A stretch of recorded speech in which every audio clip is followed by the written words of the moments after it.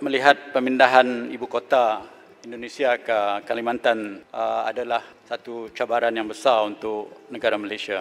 So, ini pemindahan ibu kota ini bukan sesuatu yang kita harus pandang remeh-temeh. Bahawa idea untuk kembali kepada Empire Majapahit itu sudah dilahirkan.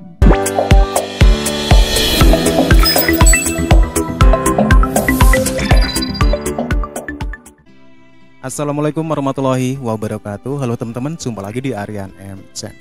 Oke, buat teman-teman yang klik video ini, seperti biasanya saya harapkan mudah-mudahan teman-teman masih dalam kondisi sehat walafiat. Dan jangan lupa dukung channel ini dengan cara like, juga subscribe.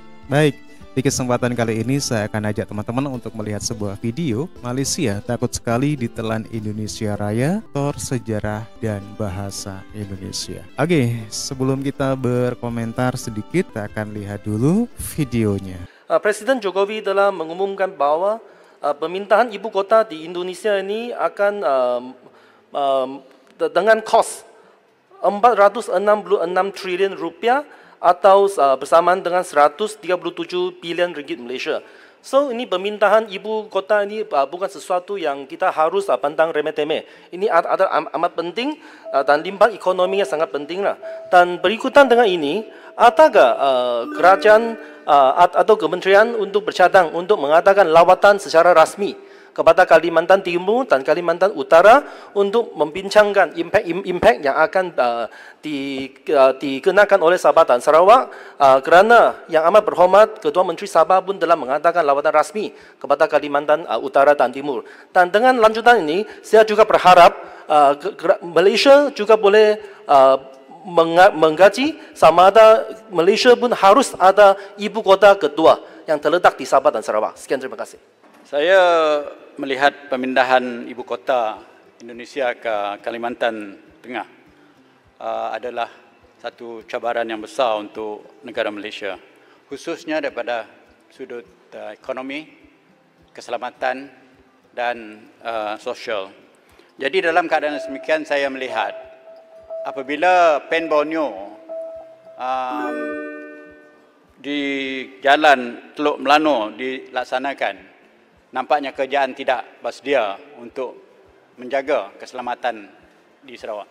Dan ini datangnya lebih ramai lagi. Apakah persediaan untuk mengadakan CIQ yang lebih banyak, bentenglah dan menyelesaikan masalah-masalah boundary yang belum disetujui oleh di antara Indonesia dan Malaysia, supaya perkara ini tidak mendatangkan satu masalah besar apabila kumpulan yang ramai datang daripada mana-mana tempat nanti untuk menduduki di Kalimantan Tengah. Terima kasih. Malaysia dibayangi kekhawatiran besar dilihat dari sisi geopolitik, sejarah, budaya, dan peradaban.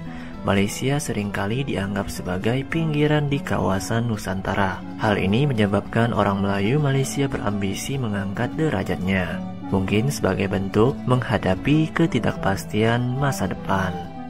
Meskipun di Indonesia tidak ada kelompok yang merasa terancam punah, rasa khawatir Melayu Malaysia terhadap eksistensinya tampak kuat. Slogan "Takkan Melayu Hilang di Dunia" mencerminkan kecemasan mendalam, mungkin akibat trauma sejarah mereka dengan berbagai kekuatan besar seperti Sriwijaya, Majapahit, Siam, Aceh, Cina, dan penjajah lainnya. Di era modern ini yang tersisa hanyalah jejak Kesultanan Melayu Islam di Medini. Konsep Melayu Islam kini menjadi bagian konstitusi Malaysia, meskipun upaya menjualnya ke Nusantara melalui konsep Mahawangsa Melayu dan Alam Melayu tampaknya belum membuahkan hasil. Kepanikan terhadap keterbatasan Malaysia tampak jelas dari percakapan tokoh senior di negara tersebut.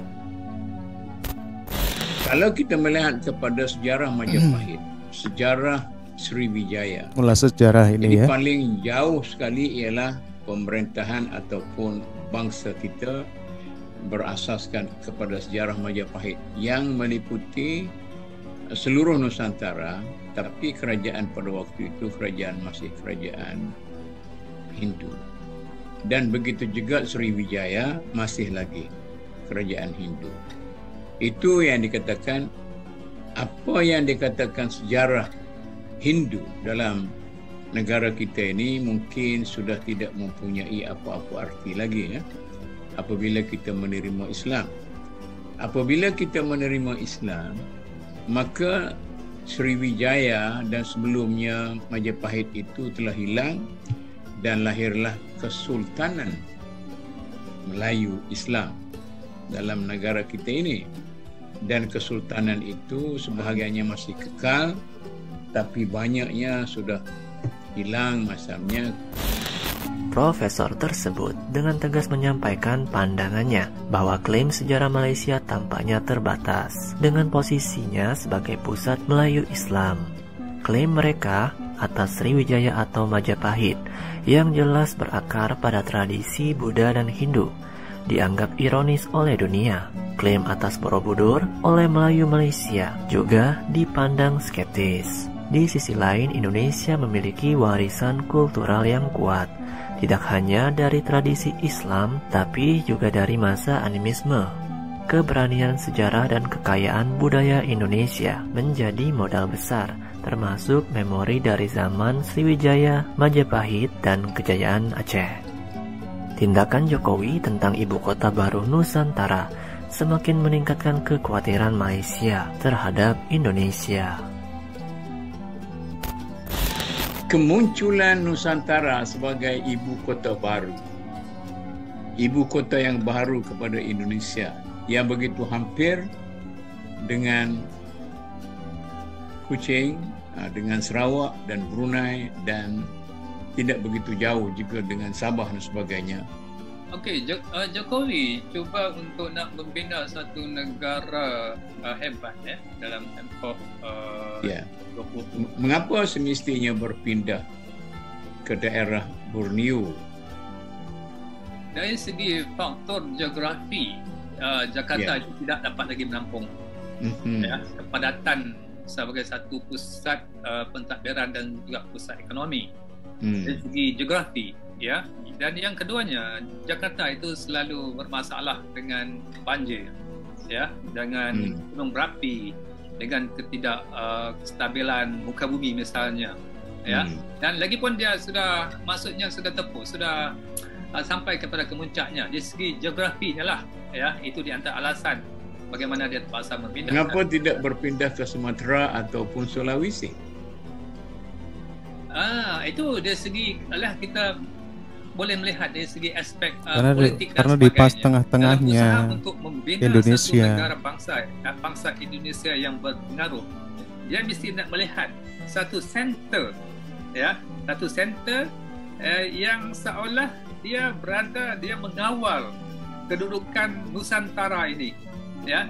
Di situ dia akan lihat bahawa kedudukan yang strategik, ya, yang berhadapan dengan Thailand, berhadapan dengan Vietnam, berhadapan dengan Filipina, dan Malaysia, Brunei, Singapura dan sebagainya, dia telah meletakkan suatu identiti yang begitu strategik dari segi politiknya untuk menggambarkan bahawa kekuatan, ya, sebagai satu ibu negara baru itu memang betul-betul strategik dalam satu lingkungan, ya, negara-negara di Nusantara ini. Jadi soal untuk nak menggambarkan Borneo itu tanah masih banyak, ya, dengan terbinanya ibu negara baru itu, dia dapat mengembangkan, ya, ekonomi, sektor ekonomi, pertumbuhan, ya, di Kalimantan misalnya, dan ya, dan juga dia dapat dari segi kedudukan politiknya itu pun dia akan menjadi center, ya, dia akan muncul sebagai suatu kuasa ekonomi baru, ya. Jadi dalam tempoh 10 tahun nanti, ya, Malaysia, Thailand dan sebagainya akan ketinggalan, berbanding dengan apa yang divisikan oleh Jokowi, ya, untuk membina satu negara yang besar, ya, dalam lingkungan dalam ASEAN ataupun di kawasan Nusantara itu.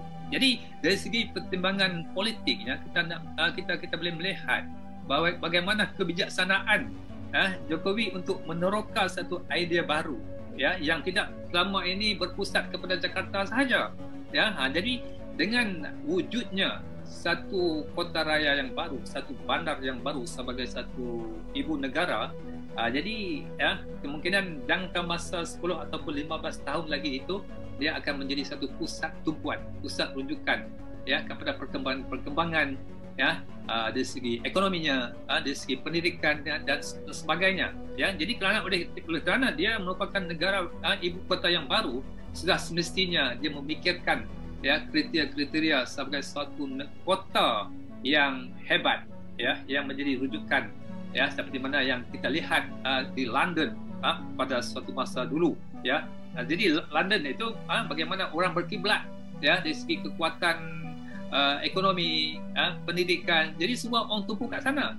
Jadi Indonesia ini juga boleh mengambil contoh dari segi sejarahnya untuk membina dunia baru dengan membina suatu kawasan yang paling strategik untuk dijadikan sebagai satu ibu kota yang baru. Ini tidak berarti bahawa Jokowi telah mengasaskan suatu gerakan untuk kembali kepada kerajaan Majapahit kembali atau Sriwijaya. Kecemburuan negara-negara yang berada di arah sini bahawa idea untuk kembali kepada Empire Majapahit itu sudah dilahirkan apabila Jokowi mengasaskan sebuah bandar yang dinamakan Nusantara, iaitu sesuatu yang agak bertentangan dengan idea Nusantara yang ada dalam kepala orang seperti kita di Malaysia ini. Maksudnya dalam politik ini, siapa yang cepat, siapa yang kreatif, siapa yang berani, dia akan menguasai. Jadi kalau kita hanya persoalan tentang Nusantara itu satu nostalgia sejarah. Sejarah. Kita tidak ada keberanian untuk bangun. Tapi oleh kerana Indonesia dengan jumlah rakyat 270 juta, dengan kekuatan ekonomi, dengan tenaga buruh, dengan kehebatan sistem pendidikan dia, intelektual dia dan sebagainya, maka dia boleh menggambeling kekuatan itu. Kalau walaupun terdiri daripada ribuan pulau-pulau, etnik, bangsa, agama dan sebagainya, tetapi kalau dia dapat menjadikan bangsa Indonesia itu sebagai satu bangsa yang hebat, membangun dengan satu bahasa, dengan sebabnya bagaimana kita tengok orang Indonesia ni dia boleh faham satu bahasa, bahasa standard Indonesia itu, walaupun itu orang Madura, orang di Betawi dan sebagainya, Jawa, tetapi kekuatan dia ada di situ. Jadi kalau kecerdikan ada pada pemimpin dia untuk nak menggambelingkan potensi yang ada di situ, satu kelebihan kepada bangsa Indonesia. Nah, Sobat Maju, begitulah kecemasan Malaysia terhadap Indonesia. Dalam 10-20 tahun ke depan, Indonesia semakin kuat dalam ekonomi, budaya, serta bahasa. Bagaimana?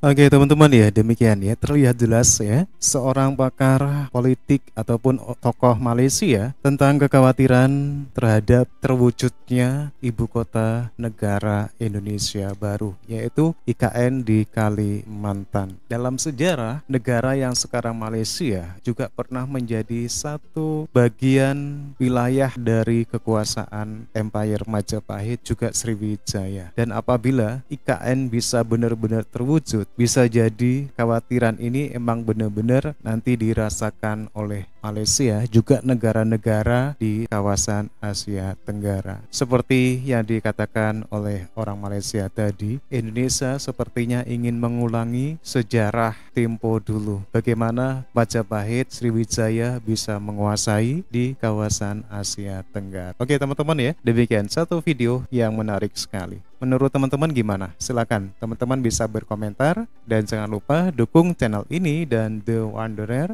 dengan cara like, subscribe. Terima kasih dan wassalamualaikum warahmatullahi wabarakatuh.